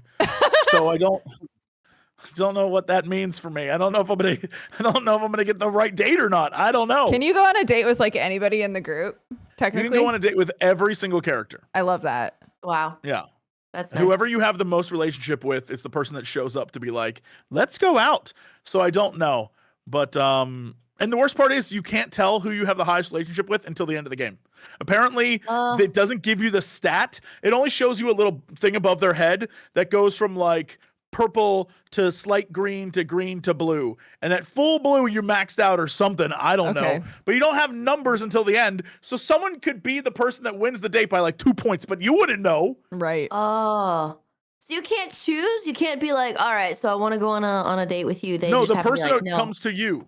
There are things. So in the okay. game, you can talk to people and you can answer questions or talk to them. Or it's also, I think, based off of how often they're in your party, like those kinds of things. Okay. So you can fudge the numbers a little bit, but at the same time, it's like you have no real knowledge until you beat the game Right. of how you actually did, which is fine. But lately, I haven't had a lot of Tifa quests, but I've had a lot of like quests for Red, my dog The cat dog. guy who talks. Yeah. And I'm just like, well, that can't be like, that's not, what kind of date's that gonna like? But My hope is if you get like an Aerith Tifa date, someone's smooching at the end of that. But if you get Right. like a Red date, you're gonna kiss your dog? I don't think so. You give the dog some scritches. And you say you're a good boy. Yeah, No, scritch you date. can't. I'm against it. That is a as the game No. states, that is like the game states it's like a 64-year-old kid. You can't do that. No, I'm not gonna That's why I kiss a said just kid, dog. No, you're not kissing the No. kid. You're just scritching. Yeah. I don't want Yeah. switches. I want smooches. Okay, fair enough. I'm trying to As long as remember no in one the sorry. Go for it. I was just gonna say in the original 46. He's game. 46. In the original game, I think you go and depending on what you've done in the game up until that point, either correct me if I'm wrong, Aerith shows up, Tifa shows up, or Barrett shows up. You can go on a date with Barrett. Those are the three options. Barrett shows up Maybe if you Yuffie? have fucked up with both of them. Maybe Yuffie shows up as well. I don't remember, but I know I don't in this think you one. have Yuffie yet. Oh, you might be right, but I think Yuffie shows up. I think so. I don't remember. All I remember, I know for a fact that in this you one, can't get Yuffie, man. you have the option of an Aerith, Tifa, Yuffie, Barrett, Red, but then there's another date. I have no idea how you get this. That is literally Kate, Vincent, and Sid with you on the thing, and that sounds hilarious. That's what I want. That's the one. That's the one. I'll look up a walkthrough, baby. I have no want idea that how you one. would get that. Yeah. I imagine, honestly, you just don't do the side quests. Because every time you do a side quest, you get bonus points. Because what it does is one character will be like the focus. So you'll have your huge group with you, but one character shows up like, I'm the one who this is about. And then you go on that quest and it's like, okay, this is fun. But the only problem I have is that in the original Final Fantasy VII, my whole thing was like, Aerith loves Zack. So why would Cloud get with Aerith? Because like she doesn't really like Cloud, right? That was like my thing. And in this game, there's some reasons why I'm like, no, Cloud, you can't get with her. Right. You can't get with her. And so it always seemed a little like, I have to go with Tifa. I have to get with Tifa because like I can't do my boy Zack like that. You don't have to expand. But Yeah. yeah, for reasons. For story reasons. For reasons. Jesse I wants looked to at go these with Tifa. characters, and my vote is also for Tifa. So Tifa looks the coolest. Tifa's great. Yeah. Yeah. She's boss. You say, yeah, but I don't know, Jesse. I'm literally like, okay, there's Yuffie and Aerith and Tifa. I think a lot of people, I've seen people be like, no, Aerith is best girl, but Tifa's the one I want to like go on a date with. All right, I'm gonna say something that is gonna be controversial. I think Yuffie in Final Fantasy VII Rebirth, best characterization. I think that as like, admittedly in the game, hands off. She's like, she's I think like 16 in the game, so like, nah. Right. But character-wise, they're having the most fun with her character. Yuffie singing the Chocobo song. Yuffie is like having goofy ass moments. Yuffie has strong Elspeth energy. Yeah, dude. Oh yeah, I think everyone cool. in chat I like would her, agree. like, giant arm thing. That's neat. Imagine like a her character that you think, like Yeah, whatever your she's character cool. you think She's very that character chaotic. is, she's literally just you. Aw. Like Cool. it's so goofy. She's incredible, but yeah, I like her character a lot, but I don't want a Cloud Yuffie date. No. To me, that's a little. I'm like, that's a little weird. That's weird. I don't like it. Yeah. Right. Yeah.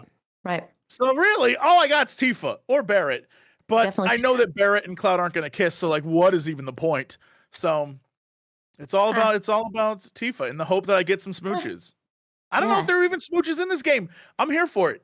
But I mean, you're not picking up your shirts for the smooches. This better work out in your favor. That's so true. You've like your sacrificed. shirts are like, hey, you better get on that date, bud.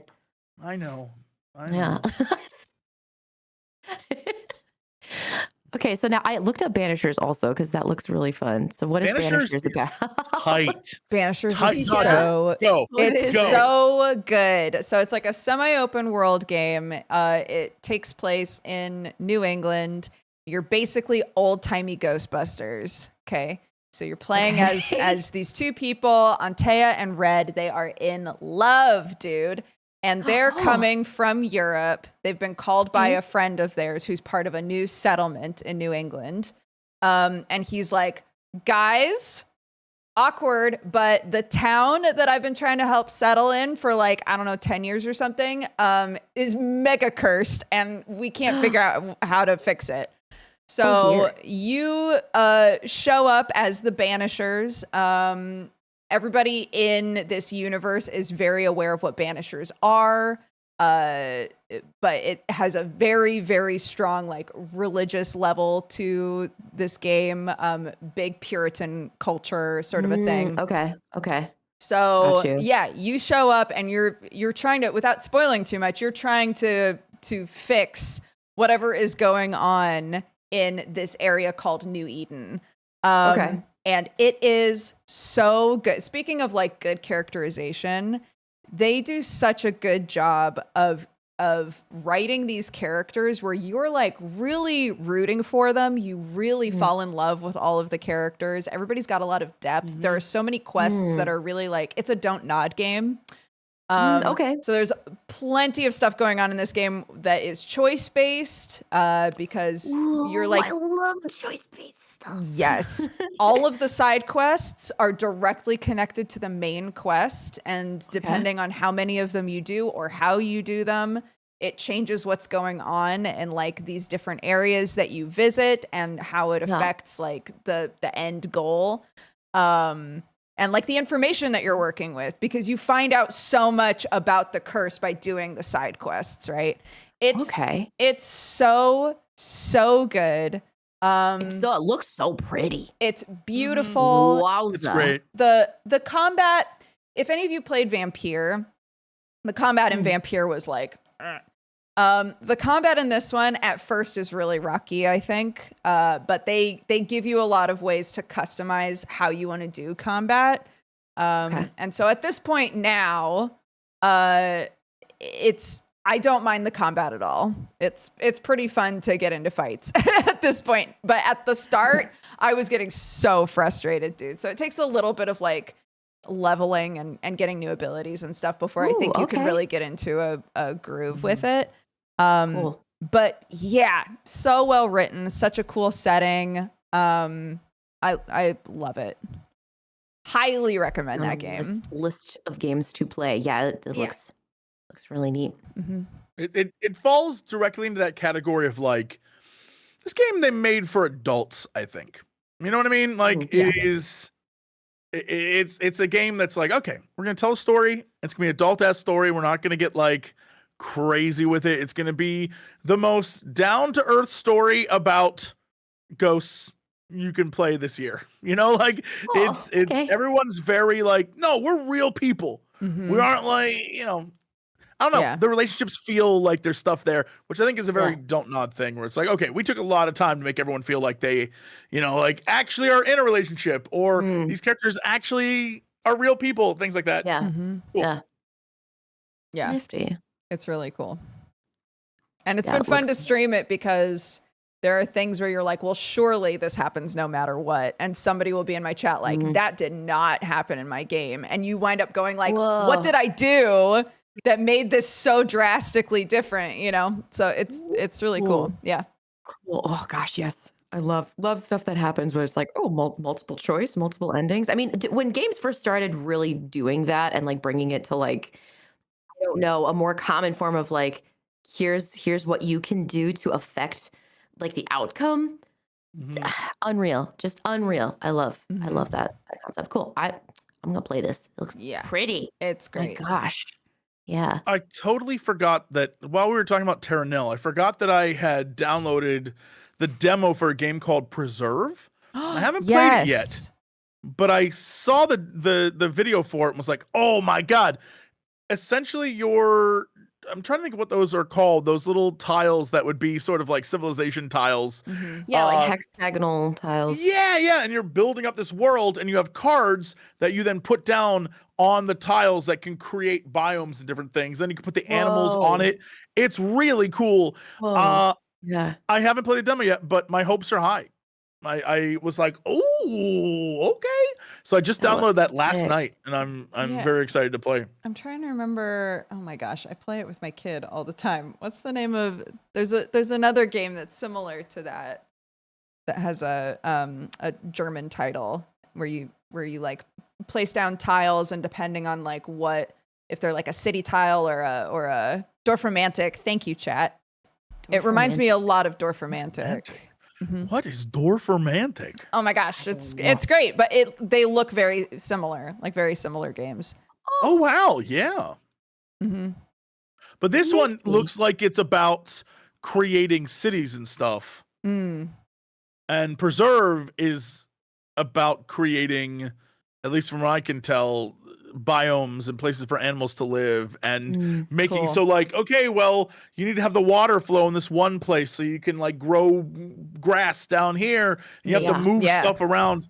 Like, I like that kind of concept because let me tell you, when building becomes a thing, I become a psychopath. I can't even play Civilization without being like, what is the proper place to put down where would I put for maximum bonus points? Right. I need to remove all structures and focus just on like return to nature. Yes. Where does water go? That's easy. Where does this look the best? Side note, I have like over 1,000 hours in Civilization 5. It's like one of my all-time favorite. I've never been a Civ kid. Oh man, Civ, like back in the day, like it looks so old. When you look at old screenshots of Civ games, you're like, wow, that's DOS. That's like Microsoft 97 or 98 rather. And it's just like, man, it's come so far in terms of strategy games. So it's just I still play that also. That's like one of my comfort games where I'm like, you know what, I could go for a little like Babylon world building. We'll see what happens. Right. But yeah, Dorfromantik, that's also like, gosh. Dorfromantik's really cute because you can just play it without it like mattering where you place the tiles. So I'll do that with my kid. Right? Yeah. It's like, peaceful is a good adjective to use. Yeah, you just put down a bunch of stuff. If you get a tile that has birds, then like there are birds there suddenly, and it's cute. It's cute.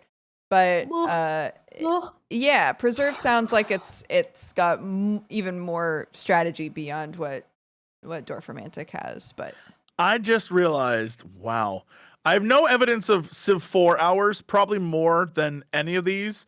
But Civ 5, I only had 52 hours. And I was like, wow, I didn't play a lot of Civ 5. Civ 6, 348 hours on record. Wow. That doesn't surprise me. Yeah, like what was 6 like something that you're like, I gravitate more towards? I actually like style of. I think Civ 6 is my least favorite one, but it's the newest one, and so I go back and keep playing it. Civ 4 is probably my favorite because Civ 4, the mods for that were it's so many good mods. And different like download packs you could get. Yeah, it was very cool. Civ 5, I clearly didn't play that much, although 50 hours is a lot, I guess.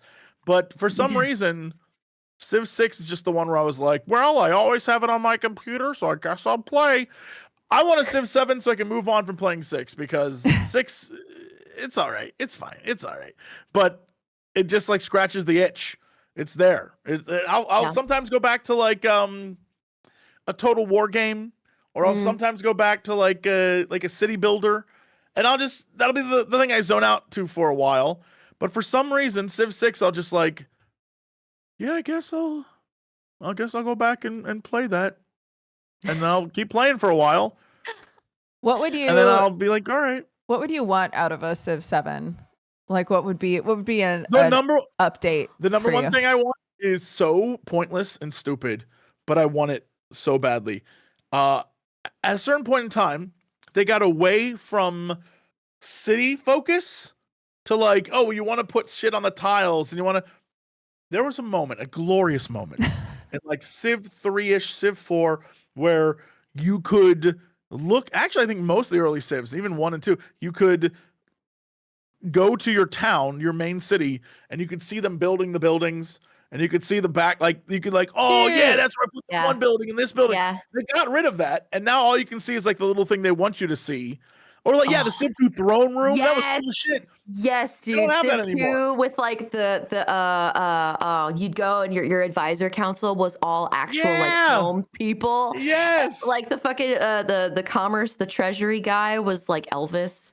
He was for some reason like he was like an Elvis impersonator, was just like amazing. Hey, King, I think we need to save some gold on this one. And I'm like, man, they need to bring back that shit. Like that's so funny. Yeah, you had like it was. I think they realized civilization means more than just your city. So it's about like you have to, you're now in Civ 6. It's everything like you got to deal with volcanoes and like rising. Sea levels, and like you gotta, there's all sorts of other spies, and you can do this, and you have a space race, and all the different things that are always there. But then also religion is a huge thing in 6, which is sometimes terrible because sometimes I wage war over religion. I'm gonna let you know when I'm being when I'm just trying to play my game, and I'm like, look, I'm just gonna pick a society that doesn't care about religion, so I don't even have to like level into that. I can just keep messing around with it, and then from the left and right of me, I got like. The other day I was playing, I had a wave of Norwegian Zoroastrians, and then a wave of like I think it was like Canadian Jewish guys coming. And the thing is when two religions meet, they can have like religious warfare. So they're having a religious war on my territory. So every turn I have to watch them fight it out for like 5 minutes. And I'm like, all I want to do is level up my city. And they're just like, come on, everybody, let's get religious. And I'm like, sure, whatever, spread your religion. But like, I got stuff to do. And they're like, nope, our religion's better. So we're going to fight. I'm like, oh my, and the problem is they spam it. So you have like 100 guys like coming across the screen and you're just like, all right, I'm gonna have to burn both of you to the ground. So you will cut this shit out. So I just launch a war and the wars take forever. So I'm like, okay, this is turn 85. And if you look at the years that go by per turn, we've been at war for like 1,500 years. Right. So I'm like, guys, this is crazy shit. And I'm like, at the end, I got robot and mechs walking in, blasting them. And I'm like, this is what you get for bringing a religion to my civilization 1,500 years ago. Robot mechs go. It's like, it's crazy. It's one of those sci-fi stories where if they all looked at each other to be like, what started this war? No one could even remember. It's too late. We have robot mechs. We have to use them. We built them for this war. So we're going to keep doing it, okay? Yeah. And it's not even like a good... I will go to war and the game will be like, this is an unjust war. I'm like, I don't even care. I will burn them both to the ground because like, I just want to click next faster. Not because it's anything that I care about. I don't care what religion these people are, but like, I just want this game to go faster. And if they keep invading my territory to bring the religion, every turn is like 15 minutes, and I just need it to go faster. Right. And so I will wage war against the world if need be, in order to just be left alone. It's like, guys, I will trade. Do you want trade? I got trade, but like, I don't got time for this. I don't have time for you to fight in my fight in your own territory. Right. Well, I'll go give you a place up in like the tundra. Go fight up there. They're like, nope. We're gonna turn your city. By the way, the best faction to play is as the Kree, because the music is dope. It's all like because the way Civilization works is the music over time builds. Right. Yeah. Into something. Yeah. So when you play as the Kree, you start off with just like awesome native chanting, and by the end of it, it's the coolest shit you've ever heard. It's like techno future. Oh, like, hell yeah. The entire time I'm like, the entire game for hours, just like, yeah, I'm cool shit. It's great. Big fan. Yeah, Civ's got some great music. That's for sure. Forsooth. Dude. The Jesse Crusades. Yeah, for real, man. They're like, okay, this is a place of neutrality, basically. You're just, at this point, you're just Switzerland. Like, please just go away. Yeah, it'd be like if Switzerland was like, guys, we're neutral, and thus we will destroy you all. Yeah. You've Warfaring Switzerland. pushed us too far. Our neutrality extends into your borders now. Yeah. That's how it works. Mm-hmm. I think the last time I played Civ was literally with Jesse, Crendor, and somebody else. And it did not take very long for me to be like, and now I don't know what to do anymore. So I guess I die. That's because you played with Crendor. I die. That's because you play. Crendor is a monster at Civ. Last time I played with Crendor, turn 1. On turn 1, you build your city and you move one guy and you press next. Right. He took 20 minutes. He's like, I got to figure out what my future plan. I'm like, what do you mean? Just click next. You can do that next turn, dude. Monster as in you lose your train of thought waiting for him sort of monster. No. Monster is in you lose your train of thought waiting for him. Meanwhile, the entire time, he invests every ounce of his money, time, and energy for his civilization to build 40 nukes. And then he secretly hides all of these ships along your coast because you're busy thinking he's your ally the entire time. Right. And he's like, oh, hey, looks like you're winning the game. Launch every nuke. And you're like, that's pretty diabolical. And the worst part is, he's going to do it. He says like, no, I'm on your side. I'm not going to do it. I'm not going to do it. And you're like, I know you're going to do it. So you prepare for it, but you still feel like maybe he won't. Maybe like he will. Maybe he'll grow up. Am I wasting resources trying to prevent this from happening? I'm trying to get a space race in victory. Front of him, like, I won't launch these. These are just for show. I just made these because I want to make them. I'll prepare nukes because I know he's gonna do it, and I'll have him waiting, and he'll launch his nukes, and I'm like, fine, I'm gonna launch my nukes, and then now we've destroyed the world. I'm like, we didn't have to do this. I could have won a space race victory. We could have gone to another world. Yeah. Dude. Right. And he's like, yeah, but I had 40 nukes, and then chat's laughing like, and I'm like, it's a good thing you live in Chicago because this would have ended badly. This would have ended terribly for you. He's basically Gandhi at this point. Yeah. I don't like. Frankly, I don't like it. My goodness. Still got the Moomin game open. I need to get invested in Moomin now. In the Moomin lore. Dude, be my late stage adult Moomin friend. Okay. Because I've seen Moomin before, and Moomin's really cute, but I'm like, I have no idea what Moomin actually is or what it means to be Moomin. So they're trolls, but they're also marshmallow hippos. As far as I'm concerned. They're very adorable. They do have marshmallow hippo vibes. Yeah, it's a little. And this came out marshmallow of Finland? hippo-y. Yeah. I always thought Moomin was British for some reason. I did not know it was. No, it's Finnish. Cool. Yeah. And I just found out recently that Tove Jansson, the lady that wrote it, spent like the last half of her life. She and her longtime girlfriend built a little cabin in the middle of nowhere, and they would just live out there and make art and write books, and they were very happy. Oh my God, that's perfect. I'm like, that does sound like the person who wrote these. Yeah. So it's very cute. I've now been hit with supreme feels because I keep thinking of Moomin Rider, and I'm just like, Moomin Rider. Rider. That's a hero. He's a hero, dude. That's a hero. One Punch Man season 3 got confirmed. Yeah. Oh man, that guy. That's the best character. I don't care what anyone says. Best character, I might say, in all of anime. Ever made, ever? In all anime ever. Moomin Rider. Just a man who rides a bicycle, and they help that poor kid get their balloon. He's the bravest man I've ever known. He's the bravest man. I named you after the bravest man I ever knew. Moomin Rider. Moomin Rider. I looked at Moomin Rider, and even the description is like a glowing, like Moomin Rider's a character that's beloved by the entire One Punch Man fan base. He's a character who upholds justice in a way that no other hero does. Damn he right. He never compromises on his ideals and has an incredible moral compass, which makes him a true hero. Like, that's what Google says.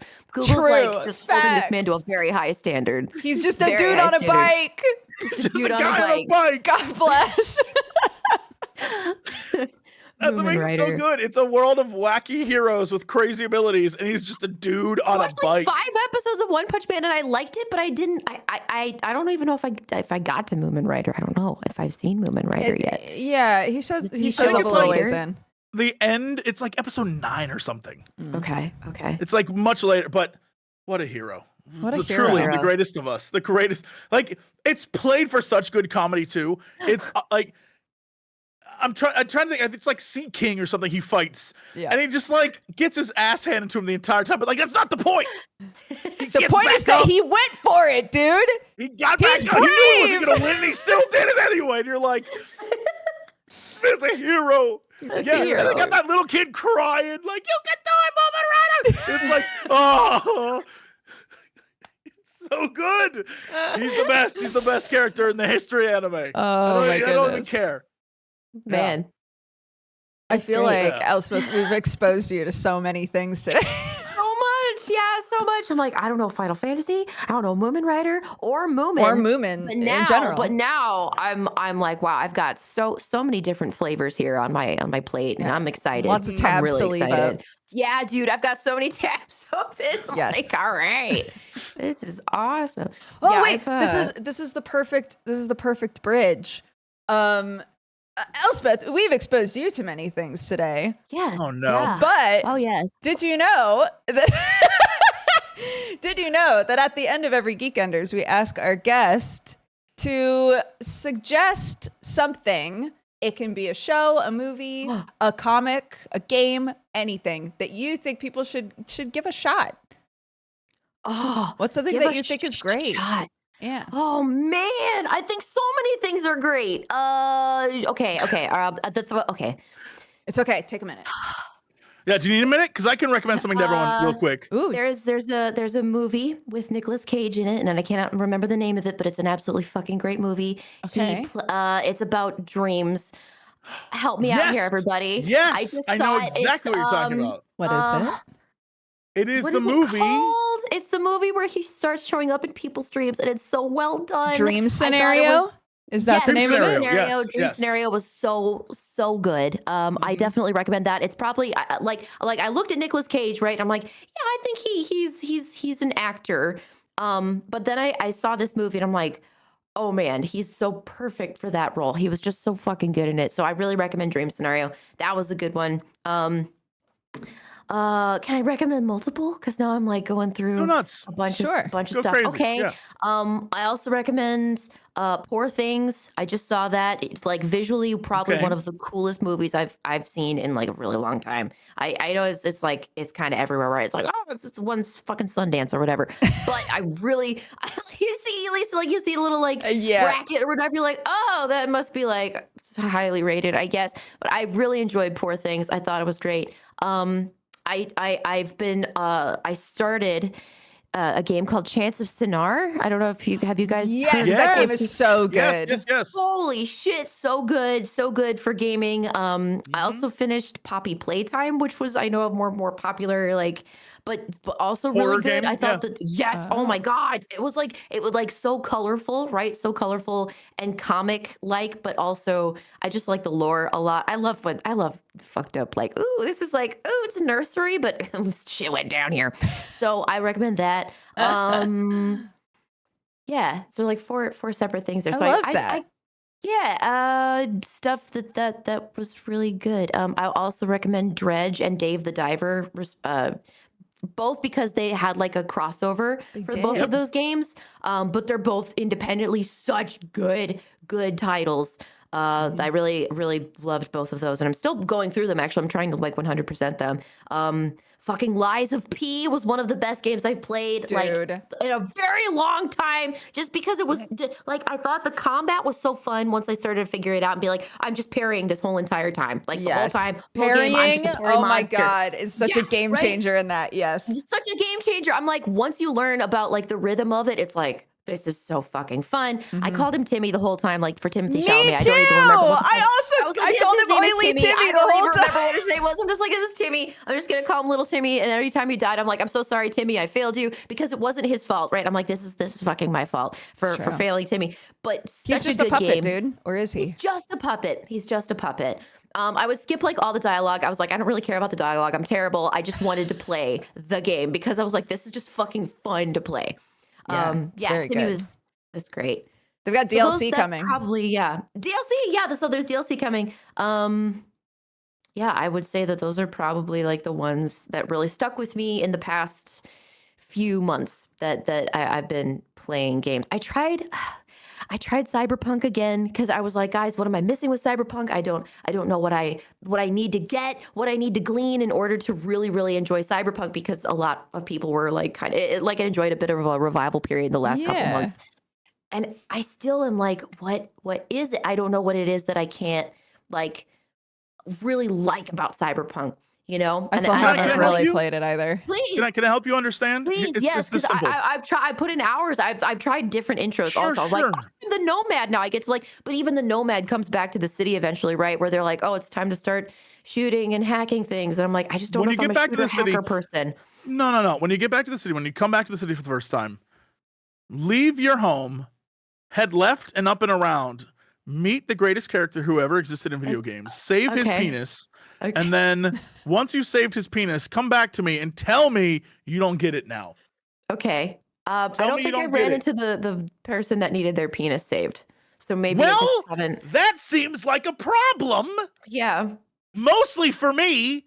Because that dick needs saving. Is that your Yes, it is. And if you're it's literally Jesse. My penis. Frankly, I'm running robberies. Like something is on fire. I need you to help me. Like, okay. Yes. And you never once helped. I don't think I did, but I don't know if I actually saw your problem. That might be my problem. There is that I have not run into Jesse. Not once helped save his penis. Not once. I'm sorry. Are you even playing the game? He's probably suffered in my universe. I think I missed a lot because when I streamed it, people were like, Jesus Christ, Elspeth, you don't even care about any of the like the little minute things. I'm like, I just want to finish the game. Like I'm terrible about tiny details like that. And I guess I didn't get to the penis saving part. I'm so sorry. Like I'm a fake friend. So I guess I've got to replay it and look for the guy. I know who I go to if I need to get to the hospital because my dick is on fire. It wouldn't be you. I wouldn't come to you for help. No, I'd probably shut the door and be like, gotta find somebody else, guy. I'm standing there on your porch like somebody else to help you with this conundrum. It's on fire. You're like, nah. Yeah. Sorry, man. I got something to do. I don't want any, okay? And I just closed the door. By the way, real quick, go watch Shogun on either, I think it's on FX, but probably on Hulu or something. Wait, go watch Shogun. Shogun. It's I've heard that's series. really good. One season. It's awesome. Shogun? It's really good. That's go watch it. It's great. Okay. Cool. Yep. Awesome. That's all I'll say about that. Lots of homework for you, chat. Yeah. Oh, and Beef was really good too. I just finished Beef. Yes. I haven't finished Beef yet, but it's great. Oh man. Yeah. Good stuff. Has Been Hotel was really good too. I'm not much of a musical person, but I really appreciated the art style and the voice acting and even the fast-paced writing in Has Been was, I thought really, really entertaining. So those are also good. Nice. Yeah. Yeah. Elspeth, I feel like I haven't talked to you in forever. I'm so glad you came on the show. Oh, thank you. I'm so happy to be here. Thank you very much for having me. Yeah. Seriously. I woke up, guys, at like half an hour before the show too, because I was like, and Dodger's like, okay, I'll call in 15 minutes. I'm like, get everything ready. Like my dog, put the dog outside, make coffee, put on some mascara, put on some like sunscreen so my eyes don't have like massive bags underneath them. Because when I showed up, I was like, hey guys, hey everybody. Yeah, I forgot. It was like 8 a.m. for Jesse. You know, it's like, oh man, I'm bad at waking up in the AM. Oh, well, we appreciate thank you for having me. Much. Yeah, seriously, I appreciate you. And always a pleasure to get to discuss games and just shoot the shit with you guys. Yeah, you guys are great. Do you want to tell everybody who you are, where they can find you, what you do, etc.? Yeah. You can find me on Twitch. Since we are on Twitch right now, you can find me at twitch.tv/Elspeth.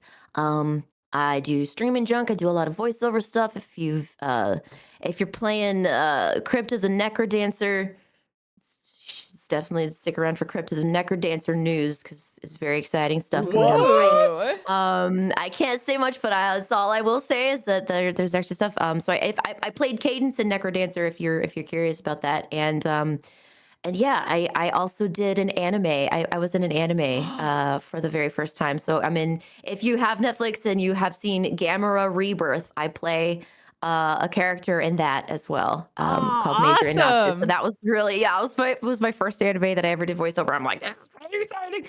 So you should check that out. Other than that, I'm around. I'm on Twitter, Instagram, whatevs. So I'll be. I also do an RP show on Sundays at 4 p.m. Eastern time on a channel called Table Story. So we do Blade Runner campaign. Ooh, it's really cool. it's really fucking sick. Yeah. So that's fun. I get to play a Blade Runner. So if you want to check that out too. Elspeth was one of the oddballs back in the day. That's true. Elspeth was one of the oddballs. Jesse, that was one of my favorite shows I have ever done. And also, I just think the cast was really great too. So, the GM was okay. He did. No, that guy was a dick. That guy, I don't like him. Full of himself, ego. Yeah, the ego on that guy. Yeah, oddballs. I still have the shirt too, the T-shirt. I'm like, man, I just it was such a special show. So good times. Aw, cute. Yeah. But I'm so happy to be here. Thanks for having me. I'm sorry if I was like still waking up because I was like, I'm gonna chug this coffee and I'll be copacetic. No, you were great. Games. Yeah, you were great. Yeah. Great. You're doing better than me. You're both doing play now. so much better than me. The two of you are just leagues above me. Thank you all so much for watching us as well. Yeah. But if you missed a bunch of this and you're like, I can't wait to watch the whole thing from the start, you can find that at youtube.com/Jessie Cox. That's where all of the VODs live. They will not be here going forward. We're also, I think, slowly getting ourselves up on podcast stuff, right? Yeah. It's a whole thing. Don't worry about it. It's a whole thing. Don't worry about it, chat. Just go to YouTube if you got an issue. It's there. It's always going to be there. Yeah. Don't worry about it. Mm-hmm. Jessie, is there anything else you would like to say before we vanish? Help me. I'm still playing Final Fantasy. It's been weeks. I'm still playing. Like, I love it, but also I got a life. I got stuff to do. You got shirts, man. You got to pick up your shirts. But you got to get that. I'm literally going to do that after priorities. I'm like, I got to do this. Can you send us picture proof of the shirts after you pick them up, please?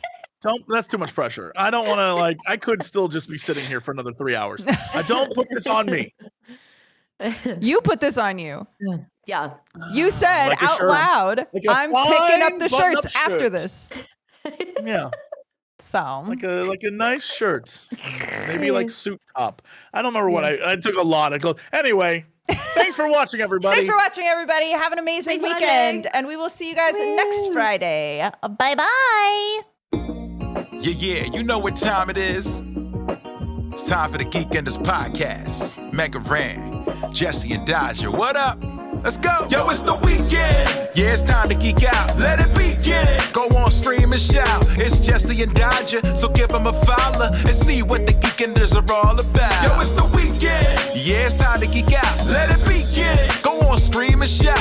It's Jesse and Dodger, so give them a follow. #1 geek podcast, without a doubt. Yo, another end of another long week. Got a job and a kid, I know that you all beat. So take a second, grab a drink and vibe while we catch you up in just a matter of time. On gaming, comics, whatever you're doing.